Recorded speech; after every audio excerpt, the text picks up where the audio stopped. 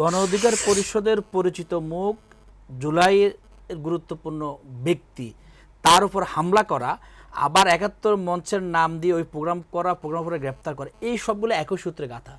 কীভাবে গাথা দেখেন, ফেসিবাদের দোসর যারা, তারা যে সরকারের ভিতরে এখনও সক্রিয় তার প্রমাণ হচ্ছে এটি। ৭১ মঞ্চ প্রোগ্রাম করছে, তাদের সেখান থেকে একটা তালিকা উদ্ধার করা হয়েছে। উনি যেটা বললেন যে সেখানে যাদের নাম এসেছে প্রত্যেকে আওয়ামী গণনার এবং প্রত্যেকে শেখ হাসিনাকে ফেরত নিয়ে আসা প্রোপাগান্ডার অংশ। তো এইটা সরকার জানবে না, গোয়েন্দা সংস্থা জানবে না, জানার পরেও তারা চুপ ছিল।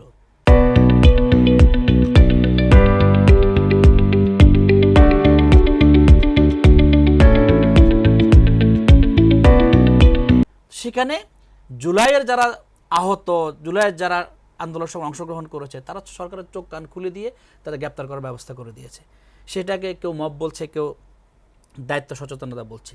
এখন এই নূরের উপর হামলা কিংবা ৭১ মঞ্চের নামে আওয়ামী পুনর্বাসনের প্রোগ্রামের সুযোগ দেয়া, এই সব কিছু হচ্ছে সংস্কারটা যথাযথ না হওয়ার কারণে। সরকার যদি সত্যিকার অর্থে সংস্কার করে যারা ফেসিবাদের দোষর ছিল তাদেরকে চিহ্নিত করে সেখান থেকে আউট করতে পারে, সত্যিকার নিরপেক্ষ দল, নিরপেক্ষ ব্যক্তিদেরকে যদি প্রশাসনে বসাতে পারে, আমার বিশ্বাস ওই ৭১ মঞ্চ শেখ হাসিনাকে পুনর্বাসনের সুযোগ করার জন্য প্রোগ্রামের সুযোগও পাবে না।